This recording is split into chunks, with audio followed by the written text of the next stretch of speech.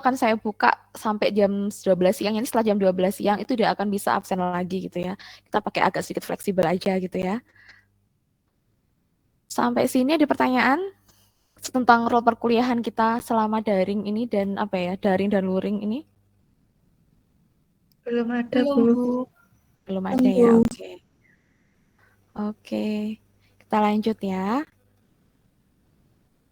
Nah, untuk pada hari ini kita belajar supaya kita mampu untuk menguasai konsep dan prosedur pencucian alat dan pembuangan sampah pada produksi makanan dan mampu untuk mendokumentasikan dengan baik dan benar secara mandiri. Nah, kemarin pada pertemuan ketiga, adik-adik sudah belajar tentang apa? Masih ingat nggak?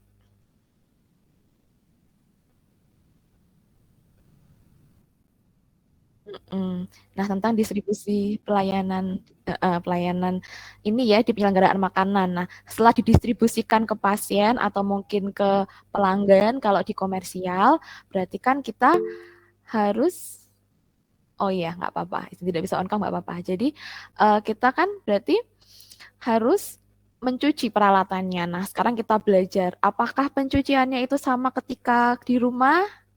Tentu saja berbeda ya, karena kita ini di penyelenggaraan makan orang banyak. Jangan sampai ketika dicuci terus nggak bersih, kalau di restoran nanti dikomplain. Kalau di rumah sakit, kalau nggak bersih masih ada kumannya, kan sudah belajar di mikrobiologi ya, atau di pengawasan mutu pangan. Nanti menyebabkan namanya foodborne disease, atau apa dek foodborne disease dek? Ada yang tahu apa Penyakit itu? yang disebabkan oleh makanan. Jadi kayak keracunan makanan ya, bisa diare, bisa muntah-muntah, jangan sampai gitu. Jadi kita nanti kan kalau sebagai seorang D3, kita kan punya visi misi ya, D3 Gizi itu menjadi seorang apa? Ada yang tahu nggak visinya D3 Gizi Poltekkes Malang tuh visinya menjadi apa tuh? Menjadi seorang, ada yang tahu? Entrepreneur, kewirausahaan. Ya, jadi harapannya itu kalau kalian lulus tuh kalian nggak hanya bekerja di suatu korporat atau perusahaan, tapi bisa membuat usaha sendiri. Nah, caranya gimana? Bisa jadi usahanya di bidang makanan. Kita ajarin mulai dari tadi, mulai dari awal cara membuat menu, kemudian bagaimana penyelenggaraan makanannya, distribusinya seperti apa. Nah, sekarang cara pencucian alat dan juga pembuangan sampahnya yang bagus seperti apa. Jangan sampai nih kita bikin usaha kita itu malah menambah beban ke bumi. Ini kan kayak kita lagi ini ya musimnya climatical iklim change. Jangan sampai kita malah memproduksi sampah yang bikin bumi tambah panas gitu ya. Biasanya kalau Gen Z ini kan, Gen Z udah mulai fokus ya itu kayak ke isu-isu lingkungan gitu ya. Nah, kita belajar di sini hari ini ya. Nah, materinya itu nanti ada 4 untuk yang pencucian peralatan. Jadi mulai dari pengertian dan tujuan, kemudian prinsipnya, metodenya, kemudian penggunaan deterjen dan bahan sanitasi. Dari pengertiannya dulu ya.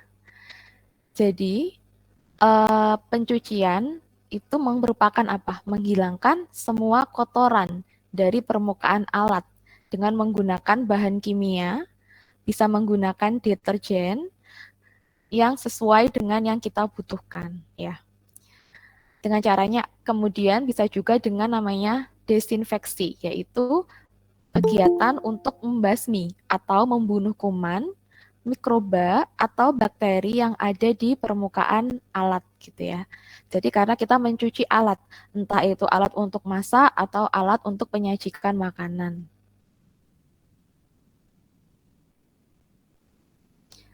Nah, selanjutnya kita akan belajar apa sih sebenarnya tujuan dari kita mencuci alat-alat peralatan makan atau peralatan yang masak. Jadi tujuannya itu ada 5. Yang pertama tentu saja untuk menghilangkan kotoran-kotoran kasar. Jadi ada namanya scraping. Scraping itu untuk menghilangkan kotoran yang misalnya kalau kita habis makan kan ada kotoran-kotoran yang tertinggal nih, misalnya di tempat makan kita, itu namanya scraping.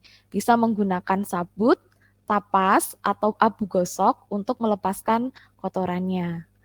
Atau bisa juga menggunakan air yang bertekanan tinggi, bisa menggunakan 15 PSI, jadi supaya kotorannya ini bisa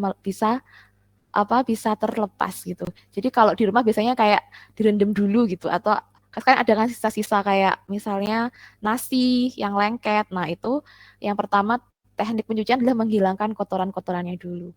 Kemudian yang kedua adalah menghilangkan lemak atau minyak dan sampah. Dengan caranya apa? Namanya adalah flusing. Flusing itu dengan cara apa? Mengguyur air di atas peralatan yang akan kita cuci. Jadi kita guyur di atas peralatannya, sehingga noda dan sampahnya juga akan hilang. Nah, setelah kita flusing diguyur dengan air, nah sekarang kita lakukan namanya soaking. Jadi kalau di rumah kan seringnya kayak ya sudah habis dihilangkan, terus dikasih sabun, terus selesai. Nah, tapi kalau di komersial itu kita menggunakan teknik pencucian, jangan sampai masih ada lemak atau minyak yang ada di situ. Jadi dengan cara apa? Dengan cara soaking. Soaking itu dengan cara merendam menggunakan air panas dengan suhu 60 sampai 80 derajat Celcius dalam waktunya bisa 30 sampai 60 menit. Ya, itu namanya soaking.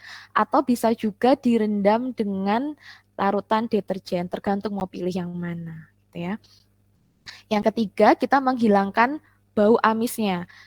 Kalau kita masaknya kebetulan seafood atau makanan yang amis sekali, nah kita perlu menghilangkan bau amisnya menggunakan washing dan rinsing. Itu dengan melarutkan dengan air perasan jeruk nipis atau lemon di dalam deterjen pencuci. Atau juga bisa menggunakan abu gosok. Abu gosok bisa, arang, kapur yang mempunyai daya anti bau. Jadi kita bisa pilih salah satu. Atau juga bisa menggunakan deterjen yang baik, yaitu deterjen cair yang berkualitas. Nah, nanti deterjennya itu seperti apa aja sih, nanti saya terangkan di belakang. Jadi deterjen itu nggak hanya Sunlight yang kita kenal di pasaran, tapi kita belajar nama-namanya atau jenis-jenis deterjennya. Kemudian setelah itu kita namanya rinsing itu dibilas ya. Pembilasan dengan air bersih dengan tekanan air 15 PSI atau 1,2 kg per sentimeter kuadrat. Ini kurang cm ya.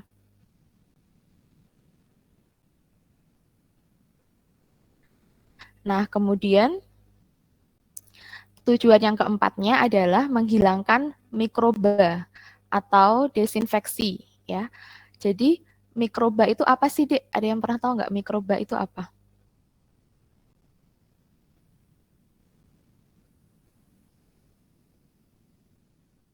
Ada yang tahu? Organisme tak kasat mata. Organisme yang tidak kasat mata. Nah, mikroba ini kan ada dua ya. Kalau di mikrobiologi ada yang bermanfaat ya untuk kita, kayak bakteri asam laktat. Tapi juga ada mikroba yang membuat kita jadi sakit, yang kita sebut dengan mikroba patogen. Nah, jangan sampai mikroba patogen ini ada di peralatan yang setelah kita cuci. Makanya kita lakukan namanya desinfeksi dengan cara direndam dengan air panas selama 80 derajat Celcius selama 20 menit atau dengan suhu 100 derajat Celcius selama 10 menit. Nah, ini bisa dipilih. Kenapa suhunya 80, kenapa suhunya 100? Masih ingat nggak? Di mata kuliah apa ya? Di mikrobiologi ada nggak ya? Bakteri patogen. Contoh bakteri patogen apa, Dek?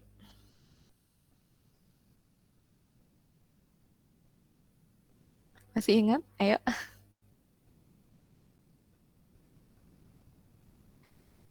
Saya suka hitung nih. Itu ya sampai 10, kalau nggak ada yang jawab, saya jawab. Gitu. Ada yang tahu? Salmonella sp. Iya, salmonella itu penyebab tifus ya, atau bakteri E. coli. Nah, bakteri-bakteri ini dia akan mati di suhu 80 selama 20 menit atau di suhu 100 selama 10 menit. Jadi kita ngasih suhu, ngasih waktu itu ada fungsinya. Jadi untuk menghilangkan mikroba-mikroba patogen. Nah, tapi kita juga bisa dengan cara direndam menggunakan air yang mengandung klorin 50 ppm selama 2 menit atau dibubuhi kaparit 2 sendok makan dalam 100 liter air. Nah, selain itu, kita juga bisa menggunakan apa? Kalau di mikrobiologi kan menghilangkan mikroba juga bisa menggunakan dengan udara panas atau oven gitu. Kalau dalam praktikum kan peralatan-peralatan kaca sebelum kita lakukan praktikum mikrobiologi kan dipanaskan dengan oven kan. Nah, itu fungsinya juga untuk menghilangkan mikroba. Atau bisa juga menggunakan sinar ultraviolet, tapi itu jarang digunakan ya. Biasanya untuk peralatan yang menggunakan elektrik. Kenapa nggak jarang digunakan? Karena dia hanya menghilangkan mikroba yang ada selama 2 menit. Setelah itu dia, kalau mikrobanya yang sudah lama, dia nggak akan mati oleh sinar ultraviolet. Ya. Kemudian bisa juga menggunakan uap panas. Jadi kalau pernah lihat mencuci, kalau saya adik bayi nih, kita nyucinya pakai uap panas atau air panas. Itu untuk menghilangkan mikroba atau desinfeksi gitu. Yang terakhir menggunakan pengeringan atau toweling dari peralatan yang telah dicuci. Menggunakan apa? Menggunakan handuk khusus yang bersih dan tidak menimbulkan bekas. Jadi handuknya itu bukan handuk yang berkali-kali digunakan ya. Jadi kalau bisa misalnya, oh ini handuknya untuk peralatan ini. Jadi nanti kalau udah kotor langsung dicuci. Jangan sampai digunakan berulang kali sehingga yang ada niatnya untuk mengeringkan udah bersih nih malah jadinya tercemar dari handuk atau lap bersih yang tidak kita cuci atau dipakai berkali-kali atau malah lapnya dipakai untuk ngelap meja tapi juga dipakai untuk ngelap piring kayak gitu kan sering ya kalau di apa ya mungkin rumah makan kecil gitu ya. Nah kita belajar yang baik dan benar. Itulah kenapa kok di hotel tuh makanannya mahal ya. Karena di semuanya itu dilakukan proses yang baik dan benar gitu ya. Kemudian atau bisa juga ditiriskan atau dianginkan sampai kering dengan sendirinya. Jadi kalau mau irit nih daripada ganti-ganti lap nih ya, kita bisa ditiriskan atau dianginkan sampai kering dengan sendirinya gitu ya. Kemudian, bentar.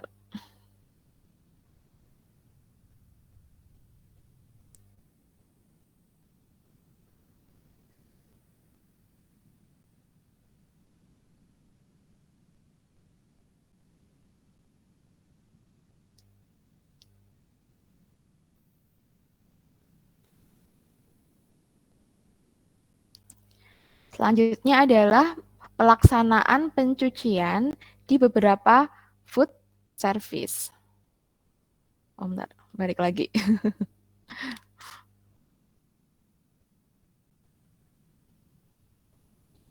Nah, di food service itu ada beberapa pencucian ya, Dek ya. Jadi kalau di hotel dan restoran besar, biasanya dia menggunakan yang namanya steward ya. Bagian steward yaitu bagian khusus yang bertanggung jawab untuk membersihkan atau menyediakan dan menyimpan peralatan makan. Kalau di rumah sakit biasanya menggunakan tenaga cleaning. Jadi yang kalau di rumah sakit yang nyuci itu bukan ahli gizinya loh ya. Yang nyuci adalah namanya tenaga cleaning atau tenaga yang di pantry gitu ya. Bisa dibilang pramusaji, bisa dibilang caraka, itu untuk mencuci peralatan dan juga mencuci di dapur dan di pantry-nya. Kemudian kalau dia di panti sosial atau di asrama itu bisa menggunakan tenaga di bagian dapur. Sampai sini ada pertanyaan?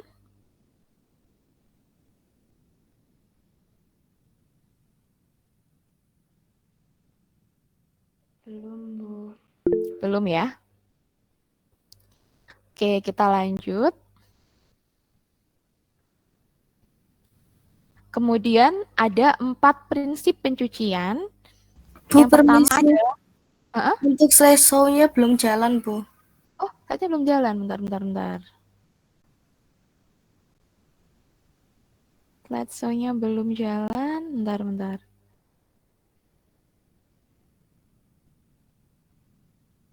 Sudah jalan belum, Dek? Belum? Belum, Bu. Bentar, Belum. Bu. Oke. Bentar ya. Kok tiba-tiba dia hilang?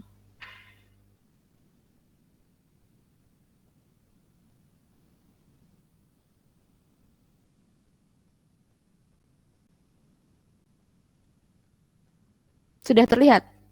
Sudah, Bu. Sudah, Ah, Bu. Jadi nanti tadi kan ada 4 prinsip pencucian ya, yaitu menggunakan sarana dan peralatan yang layak, kemudian cepat dan tepat, bersih, bebas dari makanan dan debu, dan juga sanitasi, bebas dari kuman patogen. Jadi kalau selama ini kita nyuci yang penting kayak, oh bersih nih, tapi kita nggak tahu apakah dia bebas dari kuman atau tidak gitu ya.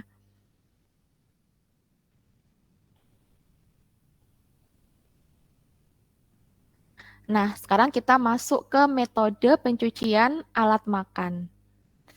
Yang pertama, cara manual. Ini yang paling sering kita gunakan di rumah ya, washing by hand gitu. Jadi nanti kalau misalnya kalian mau ngapain nih? Saya mau washing by hand, Bu gitu ya. Jadi kalau nyuci peralatan makan gitu ya. Nah, alat yang digunakan apa? Yang pertama adalah bak pencuci atau bisa kita sebut sebagai sink atau tapi sebenarnya yang benar ya, bak pencuci itu ada 3 buah. Biasanya kalau di rumah ada berapa? Pakai bak pencuci nggak kalau di rumah? Yang bentuknya 1, apa ya? Bu. 1 buah seringnya ya. Tapi kalau nanti dirikan suatu catering atau mempunyai rumah makan, kita pakai pencucian yang baik dan benar, biar nanti kalau orangnya habis makan di tempat kita, nggak diare. Jangan sampai ahli gizi buka wirausaha malah meracuni makanan, meracuni orang-orang karena keracunan makanan gitu ya. Jadi untuk baknya itu ada 3 buah. Nah, itu disesuaikan dengan jenis peralatan yang akan dicuci. Jadi masing-masing ini ditempatkan di bak yang berbeda. Nanti seperti apa saya jelaskan di slide selanjutnya ya. Kemudian setelah itu apa? Kita butuh karet busa atau spong. Sering ya pakai warnanya kuning-kuning hijau itu. Kemudian sikat atau hand brush, kemudian lap, keranjang, dan tempat sampah untuk membuang kalau ada apa sisa-sisa makanan yang belum terbuang gitu ya. Nah, untuk cara manual atau washing by hand ini, kita bisa menggunakan bahan pencuci. Jadi yang benar tuh pakainya pakai air panas ya. Kita rendam di suhu 60 sampai 80. Kalau ini seringnya digunakan untuk peralatan bayi kalau di rumah ya. Kalau yang lainnya biasanya nggak pakai nggak teman-teman yang lainnya? Enggak, Bu. Enggak ya, jadi pakai air mengalir, air dingin gitu. Tapi sih kalau didik bayi itu biasanya pakai air panas. Jadi mungkin karena ini ya mikirnya, wah bayinya nanti kena diare, padahal orang dewasa juga butuh. Tapi mungkin karena repot gitu ya, kalau di rumah nggak pakai air panas. Tapi yang benar kita pakai air panas, kemudian dibilas menggunakan suhu 80 sampai 100. Wah ini nanti habis Bu listriknya di rumah gitu ya. Atau nanti ke saya habis Bu gitu. Tapi kalau di komersial kita pakai ini ya. Kemudian menggunakan sabun, paling baik menggunakan sabun cair untuk peralatannya ya. Kemudian untuk air sabun ini itu harus diganti untuk alat yang berbeda. Jadi misalnya panci-panci, ini nanti udah menggunakan sabun jenis apa. Kemudian nanti kalau dia bandel pakainya jenis ini, nanti dijelaskan di belakang. Jadi ada berbagai jenis sabun sabun cuci gitu ya, tergantung dengan sekotor apa sih alat-alat yang digunakan di rumah gitu. Di ini ya mungkin di penyelenggaraan makan gitu ya. Kalau di rumah mungkin simpel-simpel aja gitu ya. Nah, yang ini yang sering banget nggak diperhatikan. Jangan lupa setelah kita cuci nih harus selalu dibersihkan bak cucinya atau sinknya. Di rumah kira-kira dibersihin nggak habis dipakai gitu sinknya? Iya atau jarang? Jarang, Bu. Jarang, Ya. Bu. Jarang. Nanti kalau jadi ahli gizi di rumah sakit gitu ya, kemudian kan jadi seorang supervisor ya, memang yang bukan kita yang melakukan, tapi kita sebagai ahli gizi harus mengingatkan kepada pekerja-pekerja. Nah, kita harus tahu teorinya dulu. Nah, tidak tahu teorinya gimana kita bisa menegur pegawai-pegawai atau staf kita yang di bagian pencucian. Nah, untuk membilas sebaiknya menggunakan air mengalir yang panas. Kalau enggak ada yang panas, ya paling tidak yang air mengalir gitu ya. Nah, ini ada prosedur pencucian alat secara manual ya. Jadi mulai dari bak cuci. Yang pertama kita isi dengan air dengan suhu 30 sampai 65. Kemudian kita masukkan sabun dan kita aduk untuk merendam alat. Jadi kan tadi kan kita rendam dulu, pre-rinsing, kita rendam dulu. Kemudian alat dibersihkan dari sisa makanan dan rendam sesuai dengan jenisnya. Kemudian alat digosok atau disikat pada sink yang kedua. Jadi sink pertama untuk merendam, sink yang kedua untuk menggosok. Kemudian dibilas dengan suhunya 60 sampai 80. Kemudian yang sink ketiga, kan ada 3 sink kan. Sink yang ketiga itu untuk membilas. Tadi ya menggunakan suhunya 80 sampai 100 selama 10 sampai 20 menit. Ini diterapkannya paling sering ya untuk peralatan baby di rumah yang paling sering ya. Kalau di hotel atau di rumah sakit biasanya menggunakan sudah seperti ini. Nanti kan kita ada kunjungan tuh ke rumah sakit. Nah, nanti dicek apakah mereka sudah menggunakan prinsip-prinsip yang sesuai dengan teori. Nah, nanti kalau belum, silakan dibahas gitu ya di laporannya gitu ya. Kemudian dikeringkan atau direndam dalam air yang mengandung klor 50 ppm selama 2 menit atau air yang dibubui kaporit 2 sendok makan dalam 100 liter air. Kemudian yang terakhir jangan lupa dicek apakah masih ada yang kurang bersih atau tidak gitu ya. Kemudian pada pengeringan hindari penggunaan lap agar tidak terjadi kontaminasi ulang. Jadi paling gampang ya biarkan dia kering sendiri, kita simpan di rak masing-masing gitu ya. Saya izin minum dulu ya, Dek.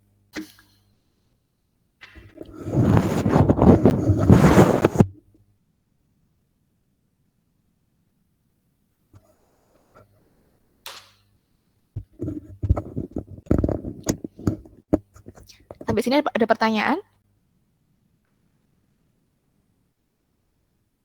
Saya Belum, Bu. izin bertanya. Belum ya. Ya gimana? Ya, kalau mencuci di rumah itu kan biasanya wadah sabun terus sponnya itu direndam gitu, Bu. Nah, itu saya pernah dengar itu ada yang bilang lebih baik setelah mencuci sponsnya dikeringkan. Terus ada yang bilang nggak dikeringkan nggak apa-apa, soalnya kan sabunnya bisa mematikan bakteri. Nah, itu yang benar yang mana ya, Bu? Sekian. Ya. Oh, baik, terima kasih Mbak. Siapa ini namanya? Oh iya, Vanessa dari kelas 3B. Oke, Mbak Vanessa. Oke, ya terima kasih. Pertanyaan bagus sekali ya. Jadi yang benar adalah kita keringkan. Kenapa? Kan ini sabun nih. Kan kita cuci nih, Dek. Nah, kita cuci kan nanti ada air nih. Jadi konsentrasinya sabun cuci piringnya itu tidak sebanyak sabun cuci piring kok. Jadi kalau sabun cuci piring kita simpan, kayak sabunnya yang masih bentuknya pekat, itu dia nggak bakalan ada kuman, tapi karena dia udah kecampur dengan air, konsentrasinya, terus lama-lama dibiarkan, terus tiba-tiba nggak sengaja, ini ketika kita nyuci kan masih ada sisa-sisa di sini kan, Dek. Sisa-sisa peralatan, sisa-sisa bahan makanan, minyak, itu kan ikut ke sabutnya kan. Nah, berarti yang benar adalah setelah dipakai, sebelum dikeringkan, dicuci. Jadi biar sabunnya nggak ada, bekas-bekasnya kan kadang ada, jadi masih ada kayak mungkin minyak atau lemaknya gitu. Apalagi nggak pakai air panas kan, otomatis kan minyak lemaknya ikutan nyuci bareng gitu, nyuci bareng sabutnya ini ya. Itu yang benar udah dikeringkan, biar nggak ada tadi bakterinya, terus ada yang berjamur juga bisa. Kalau nasinya nih masih nyisa nih di sini nih adanya. Karena di rumah kan seringnya gitu ya, jadi kadang nggak sampai bersih, langsung dicuci gitu ya. Jadi pre-rinsingnya kadang nggak ada. Pakai freelance enggak paling ya. Iya enggak? Enggak. Ya, itu alasannya ya, kayak gitu ya. Ya, baik Bu, terima kasih. Sama-sama. Nah, ini contoh gambar dari tadi sinknya. Sinknya kan ada 3 nih. Nah, ini gambar sinknya. Jadi yang di rumah sakit tuh bisa kayak gini deh. Ada 3 gini sinknya. Jadi 1, 2, 3 ini kalau mau beli ya. Jadi ini yang masih baru, ini udah dipakein di rumah sakit. Atau kadang-kadang juga ada yang cuma pakai 2 deh. Gitu ya. Jadi nanti kalau ternyata nemu ada 2 nih pas kunjungan silahkan dibahas. Misalnya sesuai standar nih harusnya 3 gitu misalnya. Jadi kita tahu teorinya dulu baru bisa kita mengomentari yang ada di lapangan gitu ya.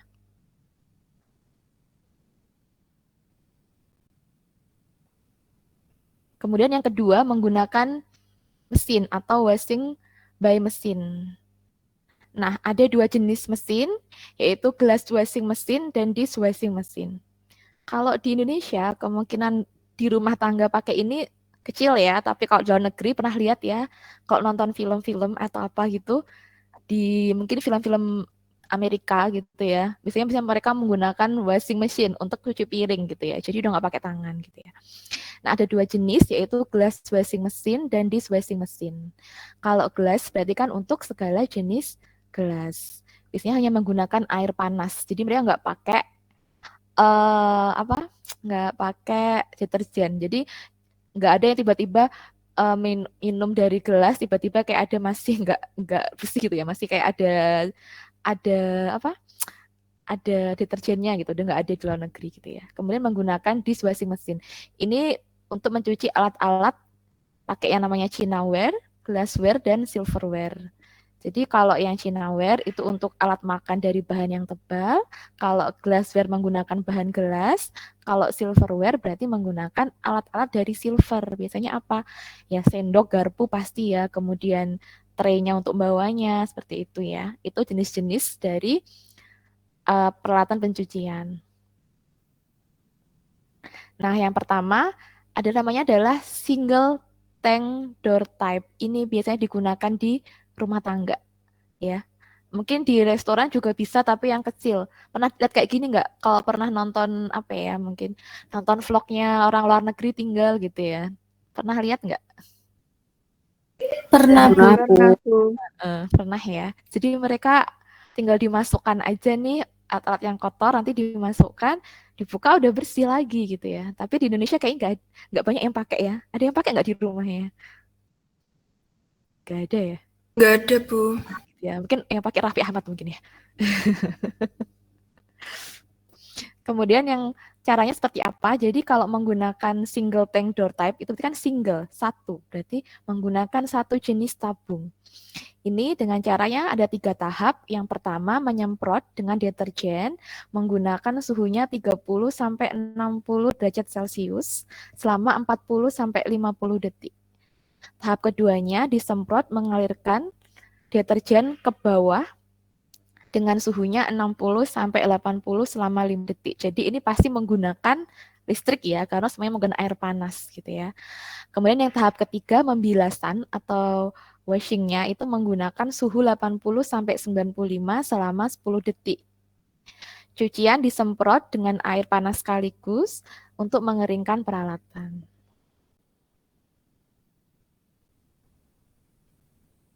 Nah, yang kedua adalah tipe conveyor. Ini biasanya digunakan di rumah sakit yang sudah besar biasanya ya, kemudian di hotel, rumah makan, tapi yang besar ya biasanya ya. Ini ada 4 tahap tadi ya, pre-washing, washing, pre-rinse, dan juga final rinse. Jadi cuci awal, dicuci, dibilas, terus dibilas akhir. Hampir sama seperti yang tadi ya, menggunakan air panas, kemudian disemprot dengan deterjen, kemudian pakai air panas lagi, yang terakhir baru disemprot lagi dengan air panas bersuhu tinggi. Kenapa sih kalau yang terakhir dengan suhu tinggi itu fungsinya untuk tadi menghilangkan mikroorganisme patogen-patogennya dan sekaligus untuk mengeringkan alat. Jadi keluar-keluar udah kering alatnya gitu ya. Nah, ini bentuknya seperti ini ya. Ini contoh-contoh yang digunakan. Nanti coba kalau kita pas kunjungan atau nanti pas PKL di semester 7 atau 8 ya, ada PKL, apakah di rumah sakitnya ini udah menggunakan pencucian dengan cara menggunakan mesin gitu ya. Nah, ini ada bahan-bahan yang digunakan untuk mencuci peralatan dapur. Jadi bukan mereknya ya, ini jenisnya. Yang pertama adalah Vim Bleach, itu bubuk gosok mengandung deterjen dan klor anorganik, biasanya untuk membersihkan kotoran yang sulit dihilangkan dengan pembersih biasa. Biasanya kalau misalnya kita menjual atau misalnya ada restoran yang dia makanannya ini mengandung banyak kerak-kerak gitu ya. Jadi dia susah dihilangkan, bisa menggunakan namanya Vim Bleach. Kalau yang kedua adalah Nobla Liquid. dia serbaguna, memiliki daya bersih yang maksimal. Ini paling sering digunakan nih Nobla Liquid gitu ya. Nanti silakan dicek ya. Oh, kira-kira sunlight saya mengandung yang mana ya? Vim Bleach kah atau Nobla Liquid kah gitu ya. Kalau yang ini biasanya dijualnya dalam bentuk apa ya? Bentuk yang gede, jurigen gitu. Seringnya kalau di rumah sakit dia pakai jenis ini ya, nggak pakai sunlight dan teman-temannya gitu ya. Jadi yang mungkin lebih murah dan juga sesuai dengan jenisnya dia mau pakai untuk apa. Nah, kayak ketiga adalah Sumazon Super.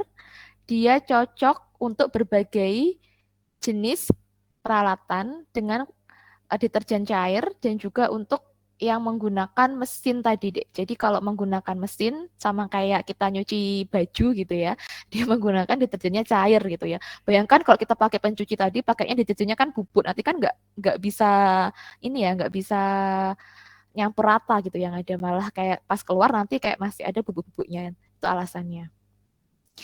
Ada lagi namanya adalah Sumagril SU. Dia digunakan untuk melepaskan kotoran jenis lemak, minyak, atau bekas gosong yang menempel di peralatan dan dioleskan dengan kapas. Jadi nanti kalau bekerja di rumah sakit, wah ternyata ini saya masaknya kok banyak yang jenis lemaknya ya, itu bisa pakai jenis Sumagril. Atau punya restorannya restoran Padang, atau restorannya kayak yang nasi lemak gitu. Nah ternyata nggak bisa nih pakai yang deterjen biasa, nih bisa pakai yang jenis Sumagril gitu ya. Kemudian ada lagi namanya Demon Pin. Dia digunakan untuk membersihkan lantai dapur. Dia campuran antara deterjen dan desinfektan. Jadi nanti kalau ditulis, oh namanya Demon Pin, jangan sampai buat nyuci alat masak, itu pakainya untuk lantai dapur gitu ya. Kemudian ada lagi namanya Carbonite, itu juga untuk membersihkan lantai dapur. Ada lagi formula macam-macam ya, ada 473, 508, ada soliter, nanti silakan dibaca sendiri ya. Jadi ada masing-masing, terserah nanti mau pakai yang mana, silakan nanti kalau menjadi wirausaha kira-kira mana ya yang kira-kira dia paling bisa untuk semuanya, terus harganya murah gitu ya. Nah silakan dicek, atau ternyata dia mahal tapi efektif nih gitu. Itu tergantung masing-masing kebutuhan teman-teman gitu ya. Nah, kita masuk ke desinfeksi. Jadi tadi kan pencucian peralatan tujuan yang terakhir adalah untuk mereduksi mikroorganisme yang patogen, mikroorganisme yang bisa menyebabkan sakit atau foodborne disease. Tadi ada salmonella tadi ya, ada E. coli, ada Shigella gitu ya. Jangan sampai alat-alat kita yang kita belum steril. Nah, untuk mensterilkan ini ada dua cara ya, menggunakan sanitizer non kimiawi sama yang kimiawi gitu ya. Kalau yang non kimiawi itu bisa menggunakan apa? Ada uap, ada air panas, ada sanitasi radiasi. Nah, kalau menggunakan uap, dia menggunakan air mengalir dengan suhu berapa? Suhunya pokoknya minimal sih 76 sampai 80 gitu. Udah belajar ITP kan ya? Belajar ITP? Sudah, Bu. Nah, sudah. Sudah. Kalau kita bisa biasanya bilang pasteurisasi itu suhunya berapa minimalnya biasanya?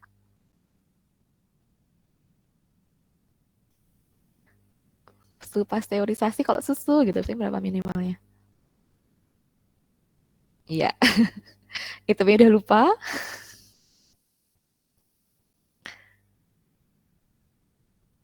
Ada yang ingat?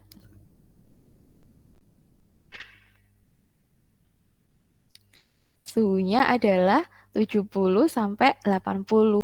Tujuannya sama, untuk menghilangkan mikroorganisme yang patogen tadi. Jadi biar apa ya, Dik? Biar kalian tuh nggak hafal gitu. Jadi biar kalian paham, oh jadi mikroba itu biasanya rusak di suhu ini loh. Jadi nanti kalau ada pertanyaan-pertanyaan atau pas UKOM tuh logikanya main, nggak dihafal gitu ya. Jadi nanti mau dia di ITP, mau dia di mata kuliah yang lain tuh kalian mudeng. Jadi jangan dihafal tapi dimengerti.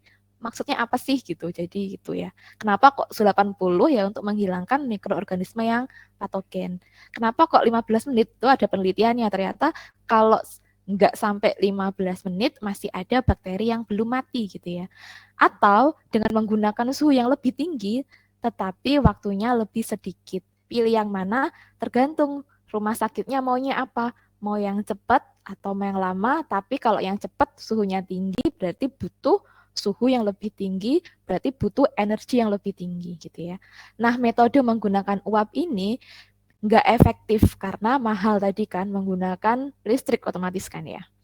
Kemudian kalau ada digunakan di benda yang tercemar dengan, misalnya ada makanan yang berlemak nih, kalau menggunakan uap, dia akan membentuk gumpalan keras dari sisa bahan-bahan yang organik. Jadi kayak misalnya banyak keraknya nih, kalau menggunakan uap dia nggak akan bersih, malah jadinya gumpal. Karena kan menggunakan suhu tinggi, gitu ya. Yang kedua menggunakan air panas, hampir sama ya suhunya. Nah suhunya dan metodenya ini cukup efektif karena bisa untuk semua jenis permukaan yang bersentuhan dengan makanan. Makanya paling sering digunakan kan di rumah ya pakai air panas, ngocok-ngocok kalau misalnya buat bayi di rumah gitu ya, pakainya air panas gitu ya. Tetapi kelemahannya adalah dia tidak bisa mematikan spora bakteri yang tahan panas. Spora bakteri itu apa gitu ya, nanti belajar lagi di mikrobiologi pangan sudah ada ya, bakteri yang berspora itu bakteri gram apa biasanya? Lupa udah. Bakteri apa ya Bu gitu ya.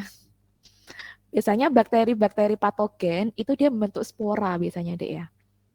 Nah itu yang bahaya, jadi bakterinya udah mati, sporanya belum mati gitu ya. Kemudian biasanya itu digunakan untuk yang peralatan makan di food service ya. Jadi kalau nanti di rumah sakit paling banyak menggunakan kalau enggak air panas ya uap, tapi paling sering pakai air panas ya. Yang ketiga menggunakan radiasi. Nah ini juga banyak digunakan di rumah sakit, tapi seringnya sih enggak digunakan untuk peralatan makan. Kenapa? Karena tidak efektif untuk mematikan mikroorganisme yang terkena langsung dengan waktu kontak selama 2 menit gitu ya. Jadi yang enggak kontaknya udah lama dia enggak akan mati gitu. Biasanya digunakan untuk sanitasi peralatan-peralatan yang untuk operasi, tapi kalau yang untuk masak, saya nggak menggunakan itu. Yang kedua, menggunakan sanitizer kimiawi berbahan dasar klorin, kemudian iodin, surfaktan, dan juga menggunakan air sadah gitu ya. Nanti silakan dibaca sendiri ya. Ini ada macam-macam sanitizer kimiawi gitu ya. Ada konsentrasinya juga. Silakan nanti dipelajari sendiri. Yang paling sering digunakan adalah yang berbahan dasar iodin atau iodofor karena dia efektif untuk mendisinfeksi peralatan yang di rumah sakit gitu ya. Kemudian mencuci. Nanti bisa dibaca sendiri ya. Jadi mulai dari harus didinginkan terlebih dahulu, kemudian dibersihkan dari sisa-sisa makanan yang masih melekat, kemudian disikat dengan steel wool, kemudian dibilas dengan air, dikeringkan. Yaitu cara-cara mencuci peralatan dapur. Jadi kalau masih panas ya jangan dipakai gitu ya. Jangan dicuci maksudnya, jangan dicuci. Jadi habis dipakai masih panas, jangan dicuci tapi ditunggu sampai dingin terlebih dahulu.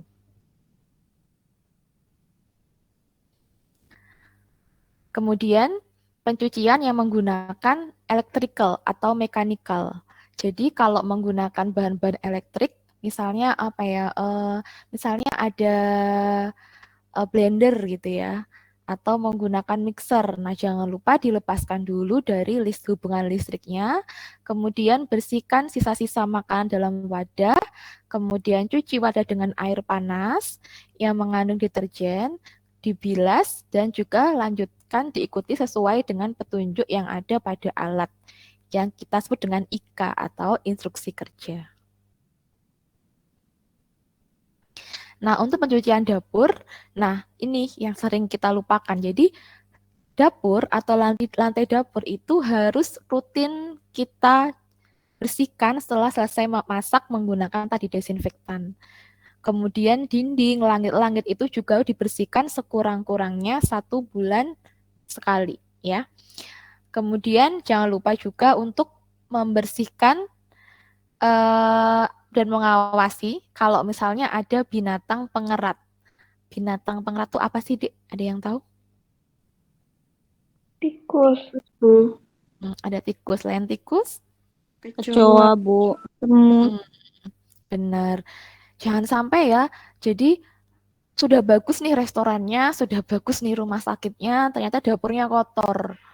Terus ternyata ada lalat yang nemplok ke makanan gitu, atau ada yang apa ya, mungkin kecoa yang nemplok di pas kita masak dia ikut ke masak. Ada yang pernah tahu kasus solaria? Ada yang Belum, tahu nggak? Bu. Belum tahu ya. Jadi ada yang komplain di solaria karena di makanannya ada kecoa gitu ya.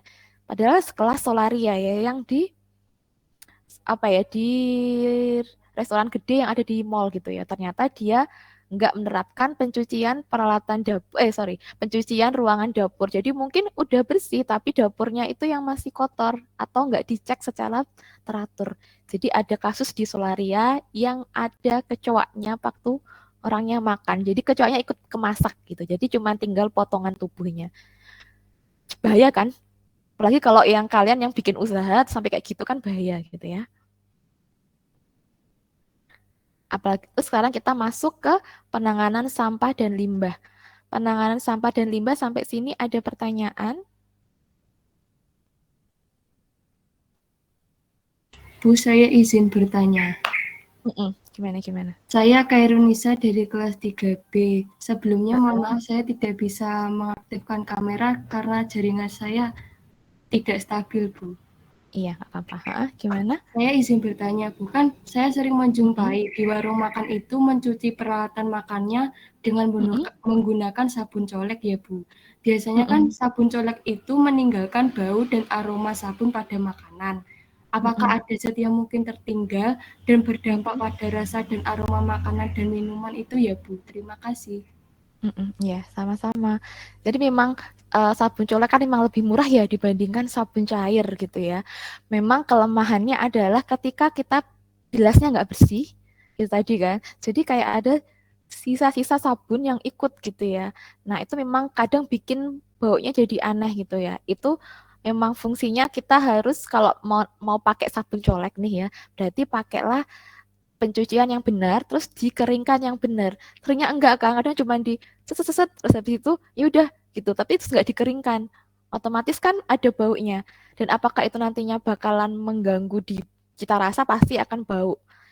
Bahayanya lagi adalah berarti residunya itu enggak sengaja nih kita makan. Lama-lama juga bisa jadi radikal bebas, bisa jadi karsinogenik gitu ya, toksik juga ke tubuh kita gitu ya.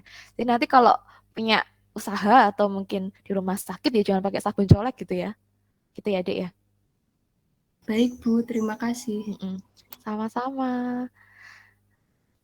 Nah, sekarang kita masuk ke penanganan sampah dan limbah. Ada yang mau tanya lagi nggak kok? Saya langsung masuk ke sini. Ada yang mau tanya lagi nggak?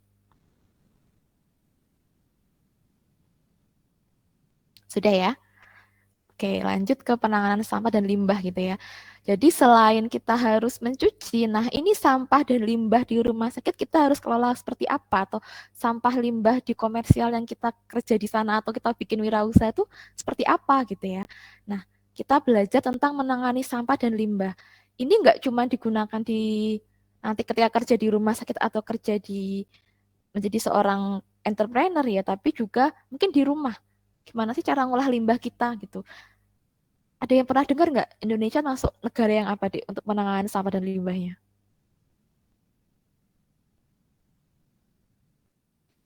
Pernah dengar nggak? Penanganan sampah dan limbah di Indonesia apakah sudah bagus? Belum. Belum, Bu. Belum, Bu. Belum.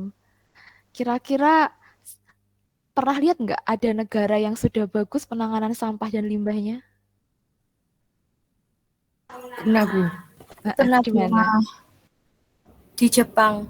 Di Jepang. Terus selain di Jepang? Singapura, Bu. Singapura. Bagus ya, bahkan Singapura pun kalau kita buang sampah sembarangan didenda ya. Iya, di Amerika Ya, juga, Bu. Amerika juga. Terus kayak suka nonton drama Korea, pernah lihat nggak? Iya, Bu.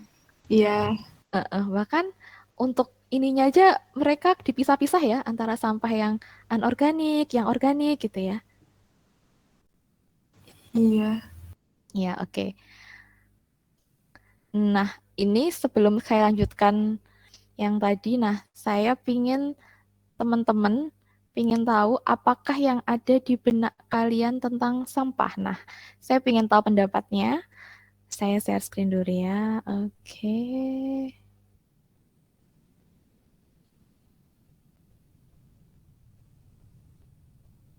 Nah, oke.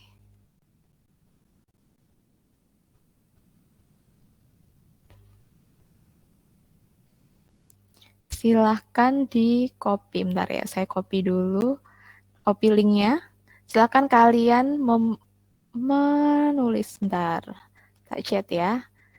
Silahkan nanti diklik. Silahkan dibuka www.mentimeter.com. Saya pengen tahu apakah yang ada di benak kalian tentang sampah.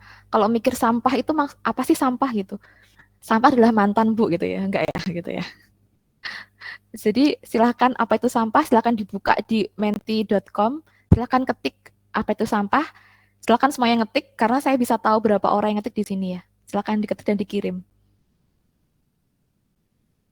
Sekarang juga, jadi silahkan dibuka. Sudah terlihat? Silahkan dibuka menggunakan kode ini, menggunakan kode 5030 ini ya.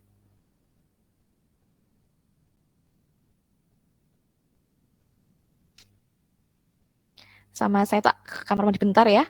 Saya izin kamar mandi sebentar. Kalau ada yang makan mandi silahkan ya. Saya juga kamar mandi sebentar.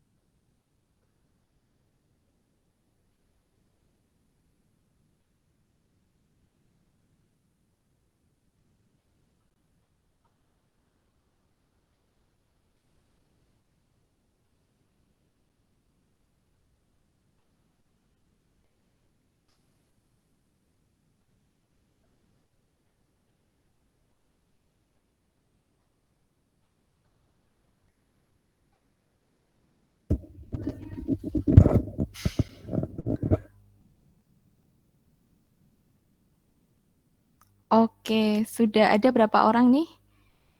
Mari kita cek sumber penyakit. Yang lainnya masih 27 orang nih yang ngisi. Biasanya ada 100 orang kan? Oke. 39. Oke.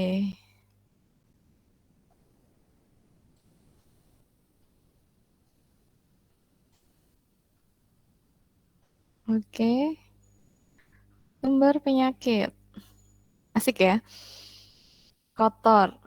Barang yang sudah tak terpakai gitu ya. Sudah tidak digunakan lagi gitu. Paling tinggi sumber penyakit ya. Yang sudah tidak digunakan, bau gitu ya. Oke. Sampah adalah sisa dari tidak enak dipandang gitu ya. Oke.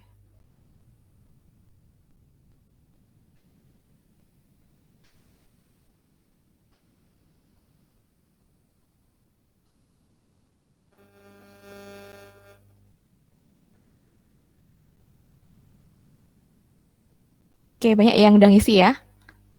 Jadi kita sepakat, kok hilang? Bentar, saya sharing lagi ya.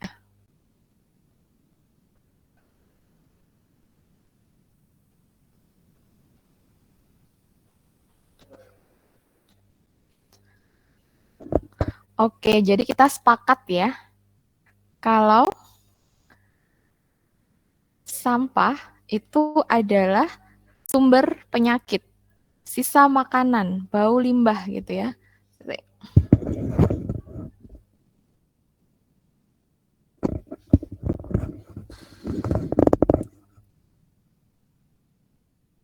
Oke, semuanya udah ngisi ya ini ya. Kita sepakat yang terbanyak adalah sampah adalah sumber penyakit gitu ya. Nah, sekarang kita belajar tentang sampah gitu ya. Kita udah sepakat, teman-teman udah sepakat kalau sampah adalah sisa penyakit.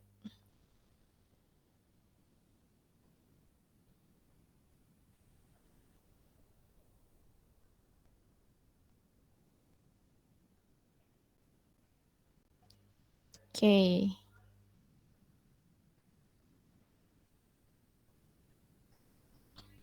Nah, kita akan belajar tentang sampah ya. Ada jenis-jenis sampah, persyaratannya, pengelolaan tempat sampahnya, sampai pembuangan air limbah gitu ya. Jadi udah ya, apakah ada yang dibenarkan tentang sampah? Sudah jelas. Jadi sampah adalah segala sesuatu yang tidak dipakai, rusak, jelek, tidak disenangi, dan tidak berguna ya. Dan biasanya dibuang. Yang bersumber bisa dari rumah tangga, industri, biomedis, peternakan, dan juga dan umumnya bersifatnya padat gitu ya. Nah, untuk jenis-jenis sampah ya ada sampah yang organik, ada yang sampah anorganik gitu ya. Jadi kalau organik membusuk berarti ya kalau anorganik tidak bisa habis. Contohnya adalah plastik, kertas itu kan bahkan butuh waktu bertahun-tahun ya untuk terurai ini. Bahkan ini yang lagi concern kan adalah gara-gara adanya sampah mikroplastik yang tidak terurai. Nah, kalau dari segi sifatnya ada 4, yaitu sampah yang membusuk, sampah yang tidak mudah membusuk, dan sampah yang mudah terbakar dan tidak mudah terbakar gitu ya.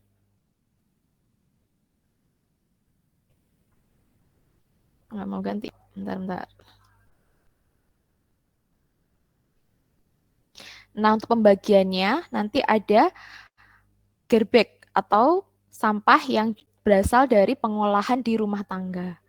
Ada lagi namanya rubis, yaitu sisa pengolahan yang tidak mudah membusuk tapi mudah terbakar. Contohnya kertas, kayu, dan tidak mudah terbakar, yaitu kaleng atau kaca. Ada lagi namanya adalah as, atau segala jenis abu, dari misalnya untuk pembakaran kayu, batu bara, atau limbah di industri.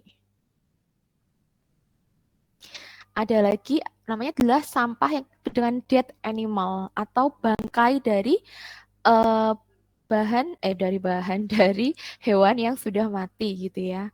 Ada lagi namanya street sweeping. Itu segala jenis kotoran yang berserakan di jalan.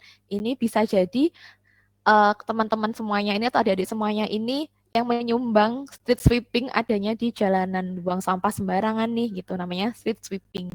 Ada lagi namanya industrial waste, itu merupakan sisa benda padat yang merupakan hasil sampah dari industri. Ada lagi namanya sewage solid atau limbah padat atau sewage sludge atau limbah lumpur. Ini limbah-limbah yang biasanya ada di pabrik gitu ya.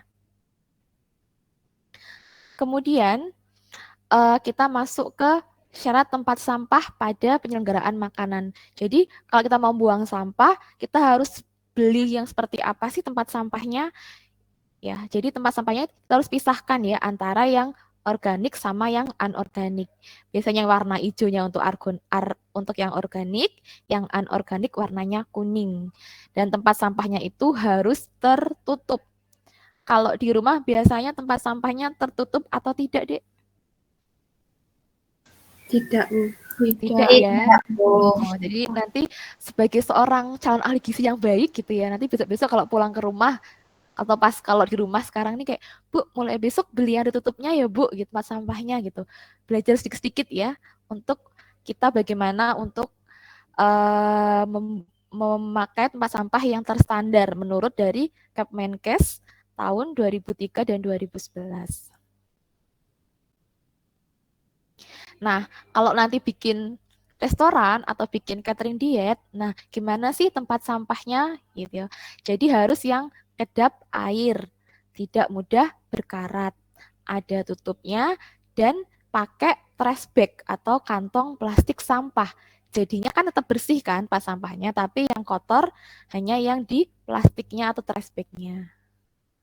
Kemudian jangan sampai sampahnya itu melebihi dari tempatnya sampai ditaruh di samping-sampingnya. Jadi kalau sampahnya banyak berarti ya butuh tempat sampah yang banyak. Kemudian tersedia pada setiap ruang produksi sampah gitu ya. Kemudian sampah itu harus sudah kita buang maksimal 24 jam.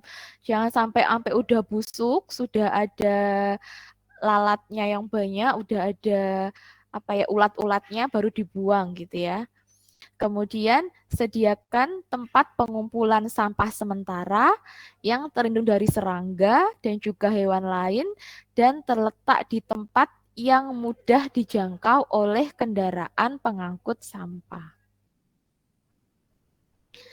Nah, ini contoh tempat penampungan sampah ya, itu ada syaratnya. Yang pertama adalah tahan bocor tadi ya, kedap air, bebas hama, kemudian disesuaikan dengan jenis-jenisnya. Tadi sudah jelaskan di yang pertama ya. Kemudian tempat penampungan sampah atau pengumpulan sampah itu dibangun setinggi kendaraan pengangkut sampah. Kemudian mempunyai 2 pintu ya, pintu masuk dan pintu keluar, ada lubang ventilasinya, kemudian ada kran air untuk membersihkan lantai tadi.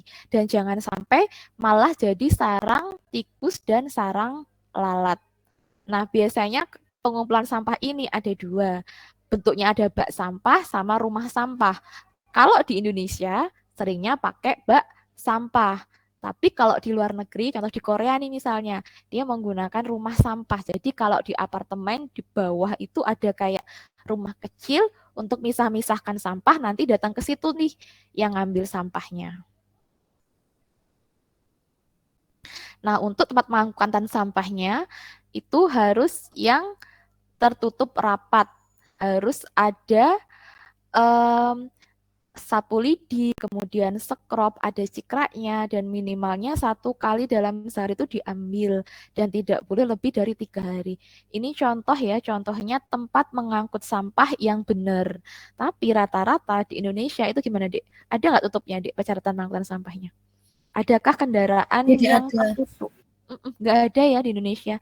Nah, itu salahnya Indonesia ya, mungkin belum bagus pengelolaannya. Tapi nanti kan kalau misalnya tiba-tiba jadi bupati nih atau jadi ini mungkin ya jadi gubernur gitu ya, amin gitu ya. Nah, silahkan mengelola sampah yang baik dan benar gitu ya. Belajar dari sini dulu gitu ya.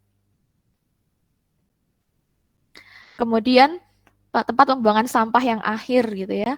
Nah, ini kita cek ya apakah di Indonesia sesuai dengan syarat ini ya. Jadi mulai dari tidak di daerah banjir, jauh dari sumber air gitu ya. Kemudian jauh dari rumah penduduk gitu ya. Minimal 2 km dan maksimalnya dan minimalnya 15 kilo dari pantai. Pertanyaannya, apakah perumahan yang dipakai untuk TPA di Indonesia itu jauh nggak dari perumahan penduduk? Ada yang tahu? Dekat. Dekat ya, apalagi kalau di rumah-rumah pemulung gitu ya. Mulungnya, rumahnya di depannya TPA pas gitu ya. Kira-kira dari 2 gambar ini, di manakah yang di Indonesia? Yang di atas atau yang di bawah? Di atas, Bu. Atas. Langsung ketahuan ya. Kira-kira kalau di bawah itu di mana, Dek? Perkiraannya. Apakah di Indonesia? Bukan. Bukan, iya. Dia di Jepang, Dek nih. Beda ya bandingkan. Ini ada kendaraan bermotor di jelas Indonesia ini, ada motor gitu ya. Bahkan pakai buat jalan gitu ya TPA-nya gitu ya. Nah, itu yang nggak bagus di Indonesia emang kayak gitu memang. Kemudian cara pembuangan sampah. Nah, ini yang macam-macam ya. Ada yang dumping in water. Kira-kira apa, Dek? Dumping in water berarti apa? Dibuang ke air. Kira-kira banyakkah sekarang pun? Banyak, Bu. Kali Banyak, Bu. Ayam pelakunya Bu gitu ya.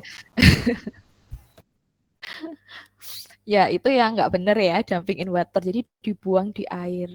Ada lagi dumping tok. Jadi dumping kayak gini berarti dibuang sembarangan di tanah terbuka gitu. Pernah lihat nggak? Mungkin di depan rumah dibuang gitu gitu. Ya, Di ada yang pinggir tahu? jalan. Iya, di pinggir Ada jalan gitu ya. di Di pinggir seberang rumahnya gitu. Heeh. Ada lagi di landfill. Jadi kayak di ruangan terbuka, tapi tetap aja sampahnya banyak gitu ya. Jadi saya di lapangan nih lah, lapangannya buang sampah gitu ya. Nah ini cara-cara buang sampah yang ya nggak bener ya sebenarnya ya. Nah yang paling bener, lumayan bener lah, itu menggunakan sanitary landfill dengan cara menumpuk dan meratakan sampah 10 sampai 15 kilometer dari pemukiman dan ditimbun dan dipadatkan dengan pasir atau tanah setinggi 15 cm. Ini contohnya ya. Nih, ini yang benar ya, sanitary landfill. Atau kadang mungkin ada yang di rumahnya terus digali, terus dimasukkan. Pernah nggak?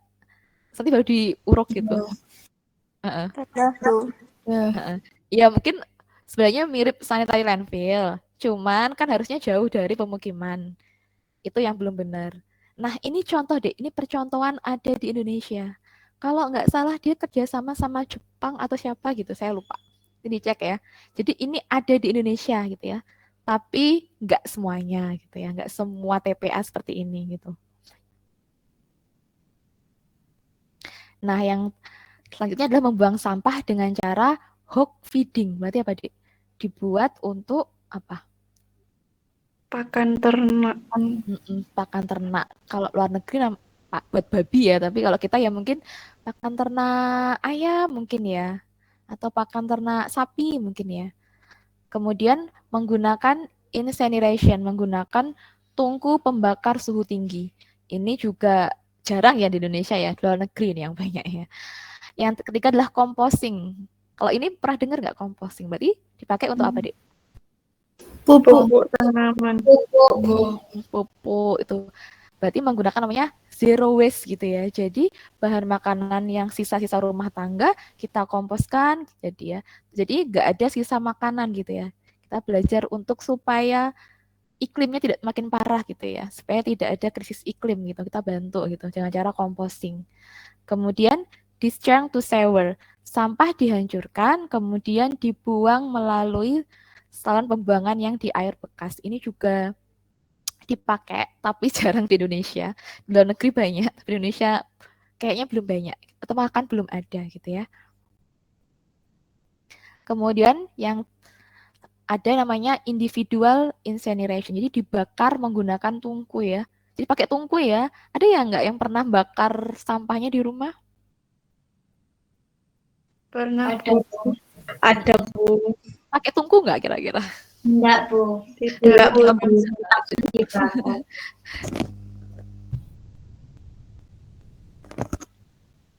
Jadi kalau nggak pakai tungku, berarti kan kena asapnya kemana-mana kan ya. Terus abunya kemana-mana juga nggak? Iya, Bu. Nah, kalau di luar negeri pakainya yang kayak tungku seperti ini ya. Kemudian pembuangan sampah yang selanjutnya adalah menggunakan recycling. Berarti apa, Dek? Recycling. Pernah dengar nggak? Pemanfaatan ulang. Recycling berarti didaur ulang. Jadi dipisahkan antara paper, glass, metal, plastik, didaur ulang. Ada yang pernah dengar kayak apa ya? Kertas daur ulang?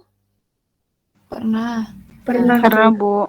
Itu cara salah satu pembuangan sampah dengan cara recycling. Jadi dimanfaatkan kembali supaya nggak banyak yang sampah-sampah yang nggak jadi apa-apa. Jadi yang lama-lama buminya jadi isinya sampah semua gitu ya. Kemudian reduction. Reducing berarti dibuat lebih kecil-kecil.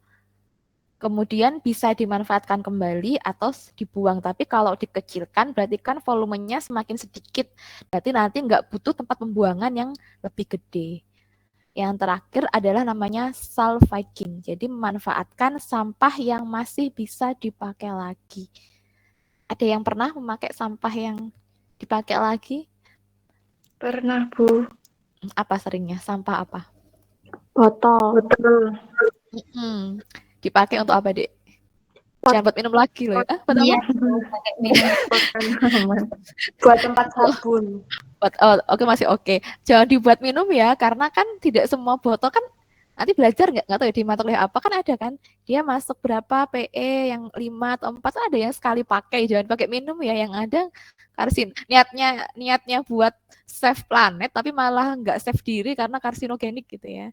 Jadi jangan dipakai untuk minum ya, tapi kayak ini tadi nih bisa dipakai untuk yang tanaman misalnya, atau dipakai untuk kerajinan, dipakai bunga-bungaan atau apa itu boleh gitu ya. Nah, kita masuk ke pembuangan air limbah. Jadi kalau kita tadi kan kita mencuci ada apa kan pasti ada air limbah. Nah, tujuannya apa? Untuk mencegah pengotoran air di permukaan. Jangan sampai kita langsung buang di danau dan di sungai. Juga untuk melindungi apa? Ikan-ikan dan tumbuhan yang hidup dan berada di dalam air. Tapi kayak Indonesia banyak ya yang langsung dibuang nih, pabrik-pabrik langsung dibuang di situ. Kita jangan ikut-ikutan ya. Kita harus bisa membuang air limbah yang baik dan benar ya. Kemudian jangan sampai limbah kita punya catering terus ngerembes semua ke tanah, akhirnya tetangganya tercemar nih sumurnya, jangan sampai gitu ya. Kemudian menghilangkan bibit penyakit dan vektor penyakit ya. Yang terakhir menghilangkan dan menghindari terjadinya bau-bauan dan pemandangan yang tidak enak. Nah, bagaimanakah cara membuang air limbah? Itu ada 4 cara. Yang pertama adalah diencerkan. Jadi untuk limbah-limbah yang mungkin berbahaya kalau sampai nggak diencerkan, misalnya limbah-limbah pabrik gitu ya. Jadi diencerkan dulu, dinetralkan. Saya kayak saya praktikum di lab nih. Ada HCl, ada NaOH. Ini kalau kena ke tangan, kena ke ini kan bahaya. Nah, kita encerkan dulu sebelum dibuang. Kemudian diirigasi luas. Jadi air limbah dialirkan ke dalam parit-parit dan air itu merembes ke dalam tanah. Itu cara-cara pembuangan air limbah ya. Ada lagi menggunakan septic tank, pembuangan menggunakan air tertutup di dalam tanah. Ada yang tahu nggak, Dik? Septic tank berarti apa, Dik, biasanya, Dik? Untuk apa, limbah apa? Limbah kotoran manusia. Kotoran manusia. Iya, benar.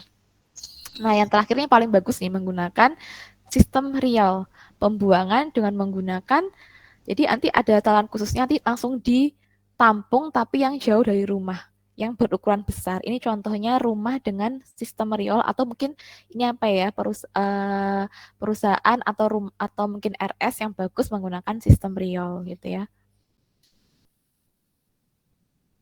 Nah, sudah selesai. Ada yang pertanyaan sampai sini?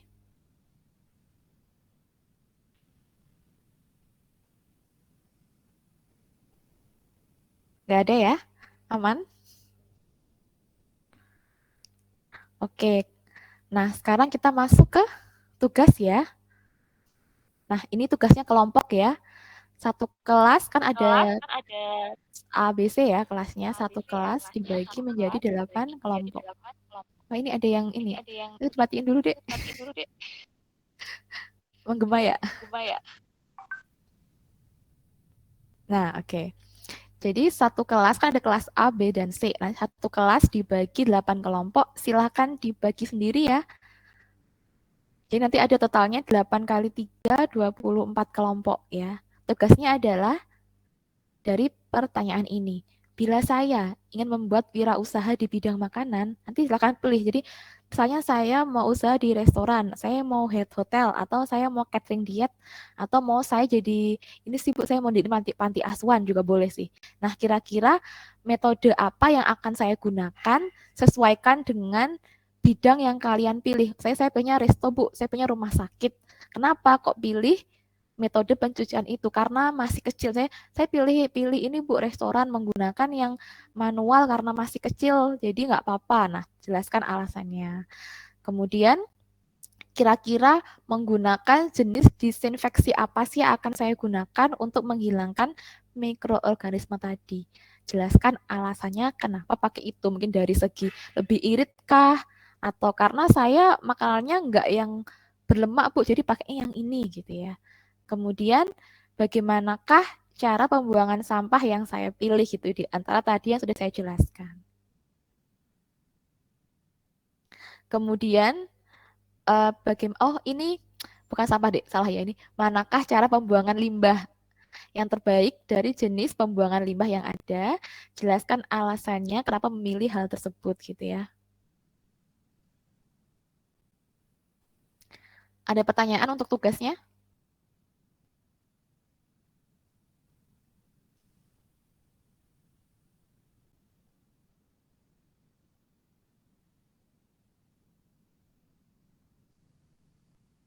Untuk deadline-nya, Bu. Deadline-nya ada di setelah ini. Oke. Aman ya. Nah, ini ya. Jadi tugasnya dikumpulkan 2 minggu lagi ya. Nanti tugasnya akan saya upload. Tadi udah saya upload ya di Google Classroom. Jadi nanti dikirim langsung di Google Classroom. Bentuknya boleh Word, boleh PDF ya. Kemudian jenis hurufnya Times New Roman, ukuran 12, spasi 1,5, maksimalnya 5 lembar, gak usah banyak-banyak ya. Jadi 1 lembar juga boleh, jadi gak usah banyak-banyak. Kemudian yang mengirim ke Google Classroom hanya ketua kelompoknya saja. Jadi Mbak Nawang ya yang PJ-nya ya. Nanti saya dikasih misalnya kelompoknya siapa aja, namanya siapa, ketuanya siapa gitu ya. Saya kelas A, kelompok 1, 2, 3, 4, 5, 6, 7, 8. Kelas B, 1, 2, 3, 4, 5, 6, 7, 8 gitu ya. Dan dikasih tebal, mungkin atau dikasih merah atau tidak tebal untuk ketua kelompok. Jadi saya tahu, oh ini yang nanti akan upload di Google Classroom. Nanti kalau bingung, bagaimana saya nggak bisa upload atau gimana gitu ya. Nah, itu nanti bisa tanya lihat saya, lihat WA gitu ya. Nanti dia kalau sudah 2 minggu, maksimalnya kan 2 minggu kan Dek ya. Berarti ini hari apa Dek? Senin, berarti 2 minggu lagi di hari Senin. Nanti kalau udah 2 minggu dia ketahuan Dek kalau kamu belum upload itu akan ditahu misalnya terlambat 2 hari, terlambat sehari. Jadi kita belajar disiplin ya, menghargai teman-teman yang sudah mengupload dengan waktu yang benar atau waktu yang sudah ditentukan. Kita belajar disiplin ya, karena udah dewasa gitu ya. Ada pertanyaan di sini?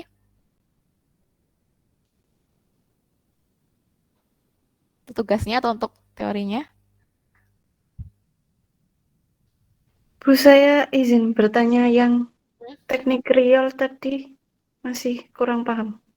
Yang mana-mana saya? Yang terakhir. Terakhir saya. Ya, dia hilang. Mana nih? Nah, kalau teknik real, Dek, jadi ini. Jadi ini kan ada kayak rumah nih, atau ya, boleh rumah ya, boleh perusahaan, boleh rumah sakit gitu. Nah, nanti limbah-limbahnya, entah limbah rumah tangga, entah limbahnya bentuknya pencucian tadi peralatan kita gitu ya, dia akan masuk ada aliran airnya, kemudian dia akan diolah di dalam tanah.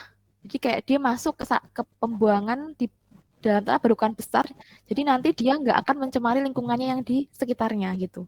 Dan akan disterilkan di sana gitu. Akan istilahnya nanti sistemnya itu sudah bagus, ada mungkin penyaringannya.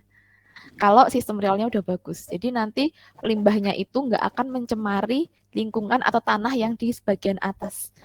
Nggak akan dibuang ke sungai juga. Jadi kayak ada, ininya kan ada gambarnya deh ya. Jadi ini kayak dia ke sini nih. Nih. Nanti kalau dia udah diolah, nanti baru dia keluar gitu. Gimana, masih bingung? Ya, itu berarti kalau sudah keluar itu kembali ke tanah begitu ya, Bu? Tapi dia sudah diolah. Ya. Gitu. Diolah dalam bentuk apa gitu? Tergantung. Jadi kalau misalnya kan ada sistem masing-masing ya. Jadi ada yang dia diencerkan dulu atau kayak dia disaring deh, tau nggak? Jadi kayak ada penyaringan. Pernah lihat nggak kalau misalnya ada air kotor kalau di rumah kalau versi gampangnya, terus ada nggak yang dia disaring kayak pakai arang kapas yang ada ininya urutannya? Pernah lihat nggak? Jadi ada yang jual gitu. Jadi nanti kalau pas dia keluar dia udah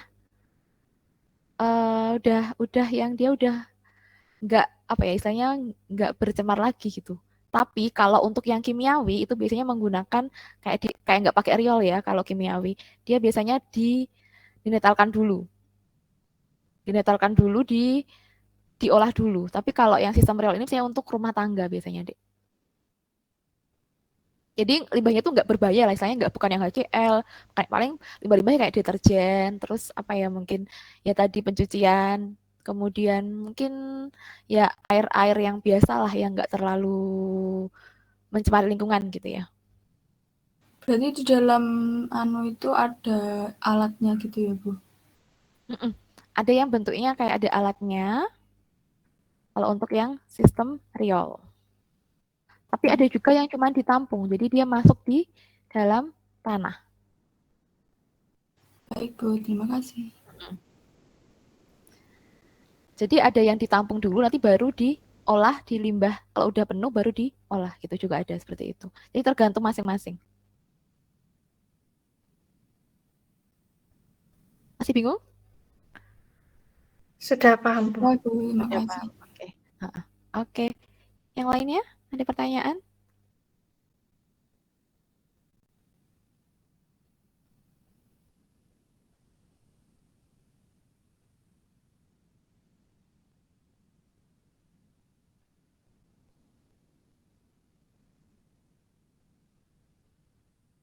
Sudah ya?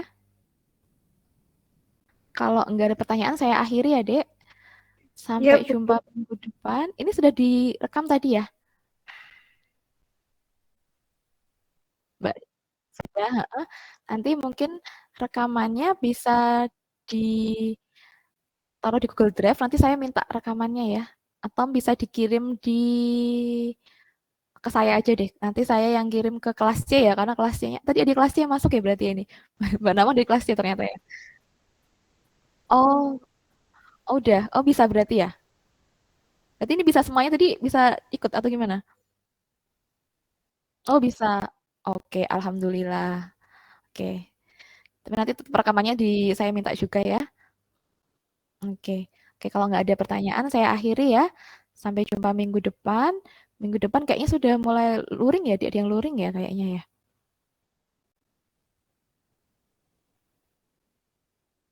Ada yang daring gitu ya. Oke. Terus sampai ketemu langsung ya gitu ya. Ini masih pakai Zoom jadi Zoom pakai Google Meet jadi nggak kelihatan.